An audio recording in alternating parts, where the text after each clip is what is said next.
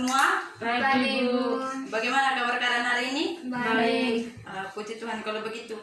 Sebelum kita masuk pada pembahasan kita pada pagi hari ini, Ibu minta salah satu dari kalian untuk membawa kita ke dalam doa. Kepada adik yang baju biru, saya persilakan. Marilah kita berdoa. Berdoa selesai. Baik, terima kasih kepada adik yang baju warna biru yang sudah membawakan kita ke dalam doa. Di sini topik pembahasan kita yang pertama berkaitan dengan analisis studi kasus. Di sini kemarin pada tanggal 1/5 Juni 2021 saya telah melakukan wawancara sebuah adik yang sekolah di SMP SD Negeri Balfai, yang dimana di sini saya bisa menginisialkan dia nama, yaitu PIB. Dia ini memiliki sebuah masalah di sekolahnya berkaitan dengan masalah kurang percaya diri ketika ada orang lain ataupun guru yang menyuruhnya untuk tampil depan kelas. Bukan hanya itu juga, dia juga merupakan anak yang sangat pendiam di sekolah, susah diajak untuk berbicara, dan juga suka untuk bersosialisasi dengan orang lain. Itu dia punya masalah yang pertama. Terus yang keduanya, kemajuan akademik. Setelah saya mempelajari dan melihat nilai rapornya, anak ini yang berinisial PIB, dia tergolong anak yang cukup dibilang di bawah rata-rata. Terus yang ketiga, fisik dan kesehatan. Menurut hasil pemeriksaan, anak yang memiliki masalah ini yaitu anak yang pertumbuhan fisiknya sangat bagus, mata dan pendengarannya juga sangat normal. Kemudian dia punya latar belakang. Dia ini adalah anak pertama dari 3 bersaudara. Pekerjaan dari orang tuanya yaitu sebagai seorang petani.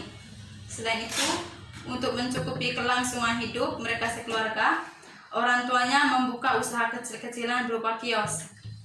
Maka dari usaha kios tersebut dapat bisa menyekolahkan anak yang berinisial BIF tadi.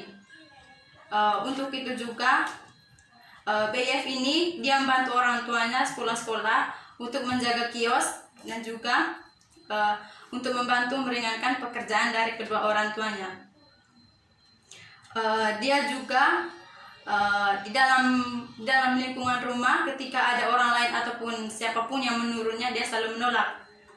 Orang tuanya juga tidak mempunyai kesempatan untuk memberikan bantuan bimbingan belajar kepada dia, dikarenakan kesempatan untuk memberikan bantuan tersebut tidak ada, karena waktu dari kedua orang tuanya itu tuh sangat padat.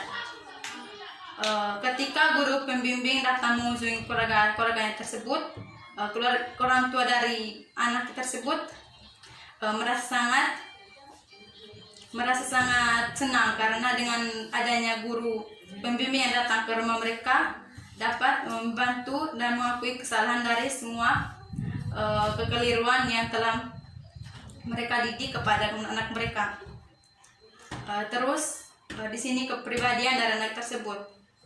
Berdasarkan pengamatan guru-guru yang telah mengajarnya, dia adalah seorang anak yang pendiam, suka menyendiri, dan juga yang paling parahnya lagi, ketika itu tadi yang saya sudah jelaskan tadi, ketika dia guru ataupun orang lain yang menyuruhnya untuk tampil di depan kelas, dia selalu saja menolak, tidak berani, tidak percaya diri, dan juga malu. Berdasarkan hasil wawancara dengan anak yang bermasalah ini, dia memberikan keterangan bahwa ia ingin sekali untuk menghilangkan kebiasaan buruknya itu, menghilangkan kebiasaan yang tadi itu dia tidak percaya diri. Oleh karena itu, ketika pada saat itu masalah yang dialami oleh anak tersebut dimulai ketika pada saat dia kelas 5 SD. Ketika ada guru yang menyuruhnya untuk tampil depan kelas, pada saat itu dia salah dalam pemaparan materi. Oleh karena tersebut, dari permasalahan yang telah alami dia pada kelas 5 SD tersebut, dia jadi malu. Mulai dari situ dia mulai jadi tidak percaya diri sampai sekarang dia kelas 6. Yang berikut, tingkah laku sosial, itu pergaulan sosialnya baik di sekolah maupun di lingkungan rumah, maupun di lingkungan di luar rumah atau di luar sekolah lainnya. pergaulan dari anak tersebut juga sangat tidak baik, di mana ketika ada orang yang mau mengajaknya untuk bermain ataupun untuk melakukan sesuatu, anak tersebut selalu saja tidak mau. Dia tetap menyendiri dan juga tidak mau bergabung dengan teman-teman ataupun orang lain. Maka dari identifikasi yang saya telah jelaskan tadi berkaitan dengan masalah yang dihadapi oleh PIB tadi, dia memiliki masalah yaitu kurang percaya diri, suka menyendiri, pergaulannya yaitu tidak bagus, dan juga jarang bersosialisasi dengan teman-teman maupun dengan orang lain. Untuk bisa mengatasi permasalahan dari anak tersebut, maka pertemuan berikutnya kita akan melakukan langkah diagnosis, yaitu diagnosis dan prognosis, yang dimana kita akan melakukan langkah-langkah untuk bisa membantu dan mengatasi masalah dari anak ini, yaitu anak dari PIB. Untuk itu pertemuan kita pada pagi hari ini cukup sampai di sini. Kita akan bertemu di pertemuan berikutnya lagi untuk bisa membahas langkah-langkah yang bisa kita atasi untuk membantu memecahkan masalah dari anak tadi, yaitu PIB. Sekian dan terima kasih. Selamat pagi. Pagi, Bu.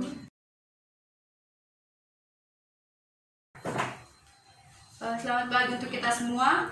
Pagi, Bu. Baik, terima kasih untuk kehadiran dari adik-adik semua yang sudah meluangkan waktu untuk hadir pada pertemuan kedua kita pada pagi hari ini. Minggu lalu kita sampai pada pembahasan tentang identifikasi dari masalah anak PIB. Kali lalu kita sudah menjelaskan dia punya identifikasi masalahnya, dari dia punya masalah latar belakang kepribadian, tingkah laku sosial, dan juga nilai akademiknya. Sekarang kita masuk kepada langkah yang kedua, yaitu langkah diagnosis dan langkah prognosa. Di sini terlebih dahulu saya akan menjelaskan apa itu langkah diagnosa dan apa itu langkah prognosa. Langkah diagnosa yaitu langkah untuk menetapkan masalah yang dihadapi serta latar belakangnya. Dari gejala-gejala yang dialami oleh anak PIB dapat kita tentukan masalah yang dialami beserta latar belakangnya, yaitu kurangnya perhatian dari kedua orang tuanya di rumah. Sedangkan langkah prognosa yaitu langkah untuk menetapkan jenis bantuan atau terapi apa yang dilaksanakan untuk membimbing kasus. Setelah menetapkan masalah yang dihadapi beserta latar belakangnya, maka di sini kita dapat memberikan bimbingan yaitu untuk membantu memecahkan masalah dari si anak yang bermasalah itu. Nah, di sini bimbingan yang akan kita lakukan yaitu memberikan motivasi dan penguatan untuk mau berubah terkait dengan masalah ketidakpercayaan dirinya dari anak PIB tersebut, dan juga kita melakukan bimbingan pribadi dan sosial. Berdasarkan langkah prognosa dan prognosis tersebut, kita dapat menetapkan langkah-langkahnya sebagai berikut. Yang pertama, setelah yang sudah saya jelaskan tadi, yaitu jenis bantuannya, yaitu bimbingan dalam memberikan motivasi dan penguatan, dan juga bimbingan dalam pribadi dan sosial. Terus langkah yang kedua yang akan kita tempuh yaitu yang pertama, mengadakan wawancara khusus dengan kasus secara teratur dan sistematis. Di sini berdasarkan langkah-langkah yang telah kita rumuskan dalam pertemuan tersebut, maka saya sebagai seorang guru pembimbing mulai mengadakan wawancara dengan anak yang bermasalah atau PIB. Dalam kesempatan wawancara tersebut diusahakan agar anak yang bermasalah tersebut lebih memahami gambaran tentang dirinya dan juga dalam wawancara tersebut PIB tersebut menyatakan kepuasannya setelah melakukan wawancara, dan dia mencurahkan segala isi hatinya bahwa dia ingin memperbaiki semua keadaan yang berkaitan dengan masalah yang tadi, yaitu masalah ketidakpercayaan diri. Terus langkah yang kedua yaitu mengadakan pendekatan dengan orang tua secara langsung untuk memperoleh pengertian yang sebaik-baiknya dari orang tua. Dalam hal ini kita akan melakukan mengunjungi rumah atau visit. atau panggilan orang tua ke sekolah.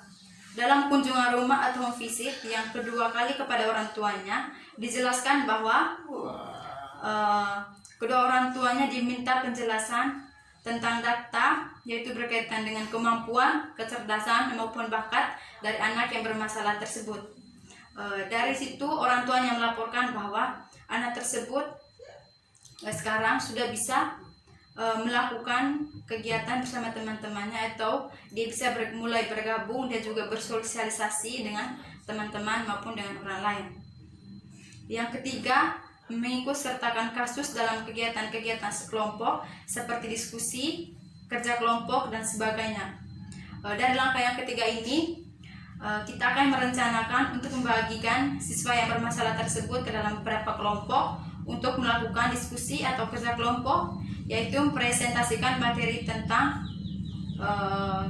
ketidakpercayaan diri.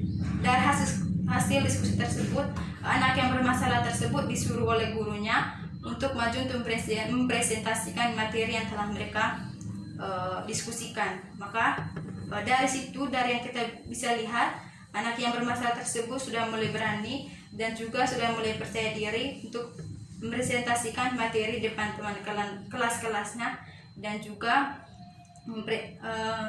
bisa bergaul dan juga bisa bersosialisasi dengan teman-teman yang ada di kelasnya.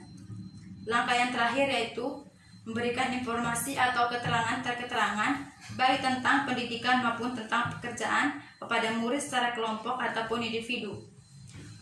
Pada langkah yang keempat ini, proses pemberian bantuan itu dilakukan secara kontinuiti dalam waktu yang cukup lama.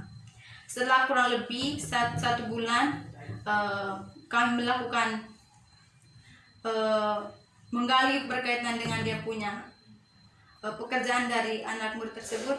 Terlihat bahwa ada perubahan dalam diri anak yang bermasalah tersebut, di mana teman kelasnya juga dan juga orang yang ada di sekitarnya melaporkan bahwa anak tersebut sudah mulai tampil dengan percaya diri, sudah mulai bergaul dengan teman-teman maupun orang lain, dan juga mulai berani untuk melakukan sesuatu.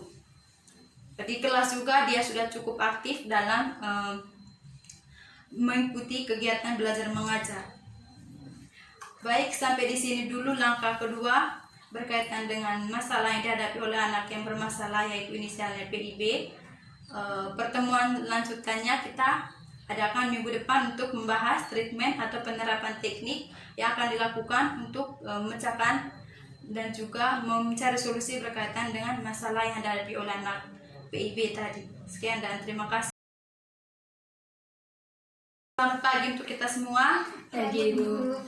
Baik, sebelumnya Ibu menyampaikan terima kasih karena sudah datang ke sini untuk melakukan analisis lanjutan berkaitan dengan masalah yang dihadapi oleh anak PIB. Di sini merupakan pertemuan kita untuk bisa menyelesaikan kasus yang dihadapi oleh anak PIB. Pada pertemuan kita pada pagi hari ini, langkah terakhirnya itu berkaitan dengan langkah treatment atau penerapan teknik dari anak PIB atau anak yang bermasalah tersebut. Di sini berkaitan dengan masalah yang dialami oleh anak PIB, teknik yang akan digunakan di sini yaitu teknik pendekatan yang akan digunakan yaitu pendekatan behavioral, dan tekniknya itu teknik modeling. Di sini menurut Perry dan juga Furukawa mendefinisikan bahwa modeling sebagai proses belajar melalui observasi, di mana tingkah laku dari seorang individu atau kelompok sebagai model berperan sebagai rangsangan bagi pikiran-pikiran, sikap-sikap, atau tingkah laku sebagai bagian dari individu yang lain yang observasi modelnya ditampilkan.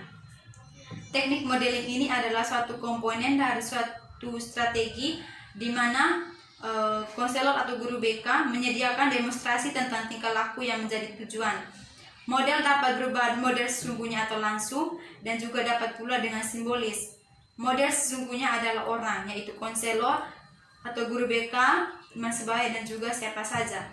Sedangkan di sini konselor bisa menjadi model langsung dengan mendemonstrasikan tingkah laku yang dikehendaki dan mengatur kondisi optimal bagi konselor untuk menirunya. Sedangkan modeling simbolis, yaitu dapat disediakan melalui material tertulis seperti film, rekaman audio, video, dan rekaman slide atau foto. Teknik modeling ini juga bisa dilakukan dan meminta konseli mengimajinasikan seseorang melalui tingkah laku yang menjadi target seperti yang dilakukan dalam modeling terselubung. Di sini berkaitan dengan masalah yang dihadapi oleh anak PIB tersebut, saya akan melakukan teknik modeling secara simbolis, yang dimana di sini saya akan menunjukkan berupa video yang berkaitan dengan anak yang tidak percaya diri yang kemudian bisa langsung percaya diri dengan setelah menunjukkan teknik modeling langsung tersebut.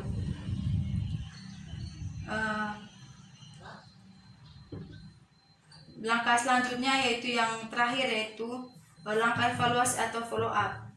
Setelah kita mengetahui masalah dan juga langkah-langkah untuk memberikan bantuan serta teknik yang kita terapkan kepada anak yang bermasalah tersebut, maka langkah terakhir yang kita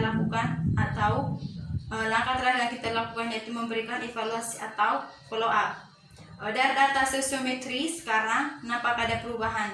Anak yang memiliki masalah tersebut atau anak PIB tersebut, ia bukan lagi tergolong anak yang tidak percaya diri, pemalu, dan tidak suka bergaul, tetapi sebagai anak yang sudah cukup baik dalam mengenal dirinya dan dalam pergaulan serta cukup disenangi oleh teman-temannya. Dalam wawancara dengan anak yang memiliki masalah tersebut atau anak PIB tersebut, ia menyatakan bahwa ia sekarang lebih suka bersosialisasi, lebih suka aktif dalam kelas, apalagi dalam saat mempresentasikan materi. Dan juga dia juga sudah bisa membagikan waktu antara bersosialisasi dan teman maupun berada di rumah. Dari pengamatan guru-gurunya menyimpulkan bahwa usaha pemberian bimbingan kepada anak tersebut juga tampak ada hasilnya, yang dimana anak tersebut tadi sudah memiliki perubahan, yang dia tidak lagi anak yang pendiam, anak yang tidak percaya diri, tetapi ia sudah menjadi anak yang pemberani dan juga bisa melakukan sesuatu atau bisa mempresentasikan materi di depan kelas maupun di luar kelas.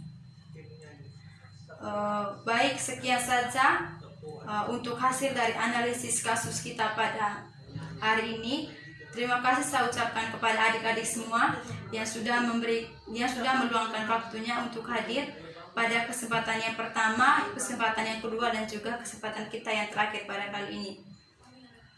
Semoga apa yang kita dapatkan sebelumnya sampai pada hari ini bisa berguna dan juga bermanfaat dari saya sendiri dan juga bagi adik-adik semua.